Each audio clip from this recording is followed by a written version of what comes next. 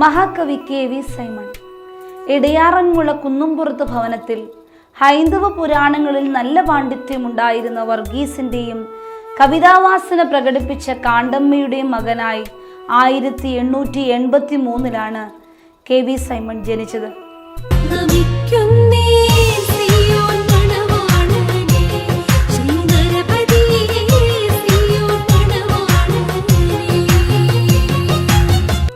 കവി എന്ന നിലയ്ക്കാണ് KV സൈമൺ കൂടുതൽ പ്രശസ്തൻ. വേദപുസ്തകത്തിലെ ഉൽപ്പത്തി ഗ്രന്ഥത്തെ ആധാരമാക്കിയുള്ള വേദവിഹാരം എന്ന മഹാകാവ്യം എഴുതിയതിനാൽ മഹാകവി KV സൈമൺ എന്ന പേരിലാണ് ഇദ്ദേഹം പൊതുവെ അറിയപ്പെടുന്നത്.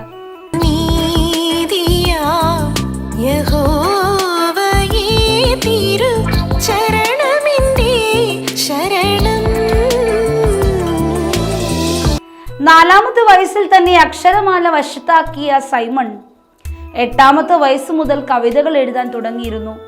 ജ്യേഷ്ഠ സഹോദരൻ ചെറിയാനായിരുന്നു അദ്ദേഹത്തിന്റെ ആദ്യത്തെ ഗുരുനാഥൻ. 13ാം വയസ്സിൽ തന്നെ പ്രാഥമിക പരീക്ഷയിൽ ജയിച്ചു. തുടർന്ന് ജ്യേഷ്ഠൻ മുഖ്യ അധ്യാപകനായിരുന്ന ഇടയാറന്മുള മർത്തോമ സ്കൂളിൽ അധ്യാപക വൃത്തിയിൽ പ്രവേശിച്ചു. ഭാഷാ പണ്ഡിതനായിരുന്ന ജ്യേഷ്ഠനിൽ നിന്ന് സംസ്കൃത ഭാഷയുടെ ആദ്യ പാഠങ്ങൾ പഠിച്ച ശേഷം സ്വന്തം പ്രയത്നം കൊണ്ട് ആ ഭാഷയിൽ വ്യുൽപ്പത്തി സമ്പാദിച്ചു.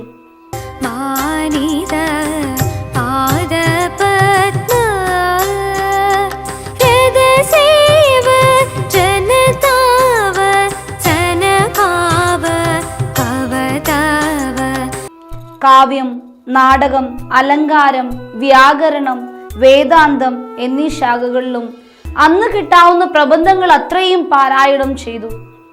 മലയാളത്തിനും സംസ്കൃതത്തിനും പുറമെ തമിഴ്, തെലുങ്ക്, കന്നഡ, ഹിന്ദി, ഉറുദു, ഇംഗ്ലീഷ്, ഗ്രീക്ക് എന്നീ ഭാഷകളിലും പരിചയം സമ്പാദിക്കുകയും ആ ഭാഷകളുടെ ഗ്രന്ഥങ്ങൾ വായിച്ച് വിജ്ഞാനം വർദ്ധിപ്പിക്കുകയും ചെയ്തു. 17ാം വയസ്സിൽ അയിരൂർ പാണ്ടാലപ്പീടികയിൽ റാഹേലമ്മയെ അദ്ദേഹം വിവാഹം ചെയ്തു.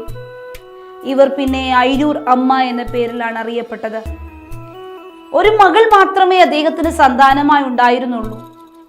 ബ്രദറൻ സമൂഹത്തിൽപ്പെട്ട ചില പാശ്ചാത്യ മിഷണറിമാർ മധ്യ തിരുവിതാംകൂറിൽ പ്രവർത്തിച്ചു കൊണ്ടിരിക്കുന്ന സമയമായിരുന്നു അത്. മുതിർന്ന ശേഷം ഏൽക്കുന്ന ജ്ഞാനസ്നാനം മാത്രമാണ് വേദാനുസരണം എന്നുള്ള സ്നാനമെന്ന് അവർ വേദവാക്യങ്ങൾ ഉദ്ധരിച്ച് സമർത്ഥിക്കുകയും പലരെയും പമ്പാ നദിയെ സ്നാനപ്പെടുത്തുകയും ചെയ്തു.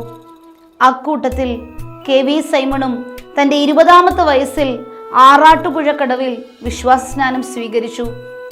ഇതേ തുടർന്ന് അദ്ദേഹത്തെ മാതൃസഭയായിരുന്ന മർത്തോമ സഭയിൽ നിന്നും മുടക്കി. അതുകൊണ്ട് സ്വമേധാ സുവിശേഷകനും പണ്ഡിതനും പ്രസംഗകനുമായിരുന്ന സൈമൺ മതസംബന്ധമായ വാദപ്രതിവാദങ്ങളിൽ ഏർപ്പെട്ടും സ്വപക്ഷ സ്ഥാപനം ലക്ഷ്യമാക്കിയുള്ള പുസ്തകങ്ങൾ പ്രസിദ്ധപ്പെടുത്തിയുമുള്ള ബ്രദറൻ സഭ പ്രവർത്തനത്തിലും അതോടൊപ്പം അധ്യാപനത്തിലും മുഴുകി.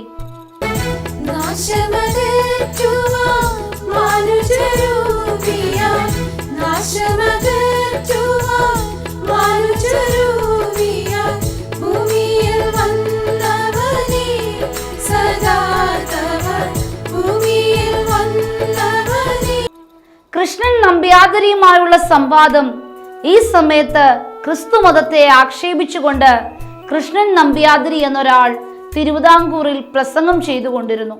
അദ്ദേഹത്തിന്റെ വാദങ്ങളെ ഖണ്ഡിക്കാനോ തക്ക മറുപടി പറയാനോ രണ്ടു മതത്തിന്റെയും സാഹിത്യങ്ങളിൽ അറിവ് നേടിയ ആരും തന്നെ ഇല്ലായകയാൽ ക്രൈസ്തവ മത നേതാക്കൾ KV സൈമണിനെ അഭയം പ്രാപിച്ചു.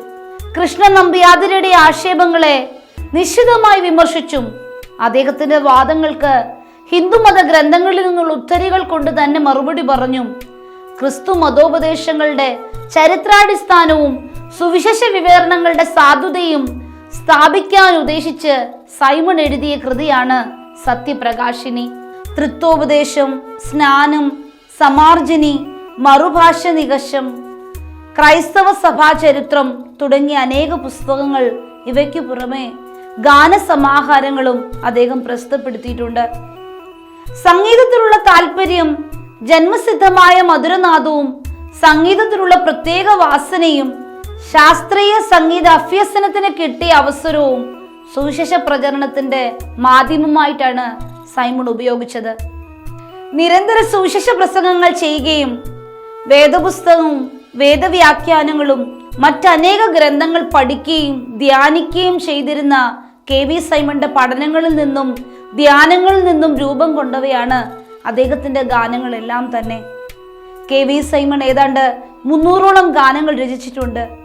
ഇവയിൽ പല ഗാനങ്ങളും കേരളത്തിലെ ക്രൈസ്തവ സഭകൾ തങ്ങളുടെ ആരാധനയ്ക്കായി ഉപയോഗിക്കുന്നു.